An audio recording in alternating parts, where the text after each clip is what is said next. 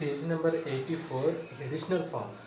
Additional forms అంటే ఇక్కడ ఇప్పటిదాకా మనం ఏం చేసామంటే ఈ డబుల్ కాన్సనెంట్ కలుడు స్ట్రోక్స్కి ఈ ఎఫ్కి ఇలా హుక్ పెట్టాం. ఎఫ్ స్ట్రోక్కి హుక్ పెట్టాం. అదేమో కొద్ది ఆర్ హుక్ అయింది.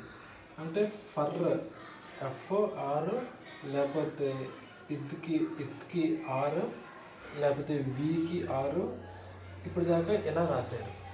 ఇప్పుడు షార్ట్ హ్యాండ్ యొక్క మెయిన్ కాన్సెప్ట్ ఒకటి ఏం చెప్పారంటే వితౌట్ వోవెల్ ఇండికేషన్ ఎలా ఐడెంటిఫై చేయాలి స్ట్రోక్స్ అని మీకు ఆల్రెడీ కొన్ని క్లాసెస్ చెప్పాను. ఒకటి ఎస్ వస్తే ఏం చేయాలి, ఓవెల్ ప్లస్ ఎస్ వస్తే ఏం చేయాలి, ఆర్తో బిగ్ని ఏం చేయాలి, అలాగే ఓవెల్ ప్లస్ ఆర్తో బిగ్ని ఏం చేయాలని మీకు కొన్ని క్లాసెస్ ఉన్నాయి.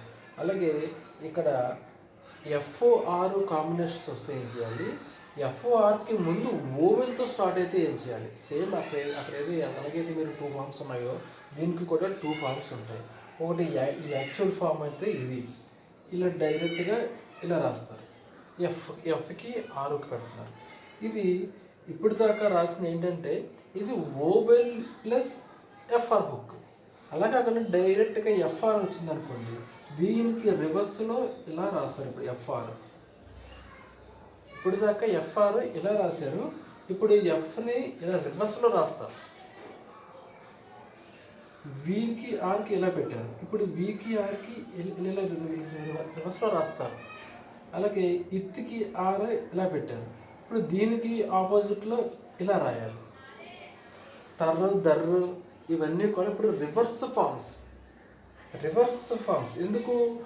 ఓవెల్తో స్టార్ట్ అయితే యాక్చువల్ ఫామ్, ఓవెల్ కాకుండా డైరెక్ట్గా ఎఫ్ఆర్తో సౌండ్తో స్టార్ట్ అయితే దానికి రివర్స్ ఫామ్ రాస్తారు.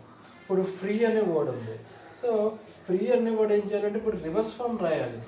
అంటే ఎఫ్ఆర్తో స్టార్ట్ అయ్యింది కాబట్టి దీన్ని ఇలా రాసుకోవాలి, ఫ్రీ అని. అలాగే ఆఫర్ వచ్చిందనుకోండి, అంటే ఇది begin with vowel. So vowel వచ్చింది కాబట్టి ఆఫర్ అనేది ఇలా ఒరిజినల్ రాసుకోవాలి. సో ఎప్పుడైతే రాసారో ఇంకా ఓవెల్ పెట్టవసరం లేదు. అలాగే త్రూ అనే వర్డ్ ఉంది. త్రూ అన్నప్పుడు ఏం చేయాలంటే ఇలా రాసుకోవాలి. అదర్ ఓతో స్టార్ట్ అయింది కాబట్టి దీనికి రివర్స్ ఇలా రాసుకోవాలి. అండ్ ఇప్పుడు దాకా రాసినవన్నీ కూడా బిగిన్ విత్ ఓవెల్ అయితేనే మీరు ఈ లెఫ్ట్ సైడ్ మోషన్లో రాస్తారు. అలాగే ఐదర్, అలాగే 3 వచ్చిందనుకోండి, ఇదేంటిది బిగిన్ విత్ ఇత్. సో ఇప్పుడు ఏం చేయాలి, దీనికి రివర్స్ రాసుకోవాలి. కన్ఫ్యూజ్ పడద్దు. ఓవెల్తో బిగిన్ అయితే యాక్చువల్ ఫార్మ్స్ రాస్తాను. ఓవెల్ కాకుండా ఎఫ్ఆర్ ఇత్తో ఆర్ దీర్ఘం వస్తే దానికి రివర్స్ ఫార్మ్ రాస్తాను. అలాగే ఇంకొక కేసులు ఏంటంటే మనకి మోస్ట్ కన్వీనియంట్గా ఉండాలి. మన ఎన్ని స్ట్రోక్స్ రాసినా అన్ని స్ట్రోక్స్ కన్వీనియంట్గా ఉండాలి. ఇప్పుడు బిఫోర్ అన్న ఉంది. సో ఇలా రాసిన తర్వాత మనం ఏం చేయాలంటే దీనికి ఇలా రాసుకోవాలి. దీనికి ఇలా రాసారనుకోండి, ఇక్కడ ఏమవుతుందంటే సర్కిల్ వచ్చేస్తుంది. సో మనకి ఇలా రాకూడదు. అందుకని ఈ కేసులో కూడా దానికి రివర్స్ రాసుకోవాలి. కవర్, లివర్, ఇలా రాస్తే ఏమవుతుంది, లివర్కి మళ్ళీ సర్కిల్ వచ్చేస్తున్నాయి. కవర్కి ఇలా రాస్తే ఏమవుతుంది, సర్కిల్స్ వచ్చేస్తున్నాయి. సో అందుకని దీనికి రివర్స్ ఫామ్లో రాస్తేనే మనకి అక్కడ కరెక్ట్గా స్ట్రోక్ అనేది కన్ఫ్యూజ్ అవ్వకుండా, డిస్టర్బ్ అవ్వకుండా ఉంటుంది.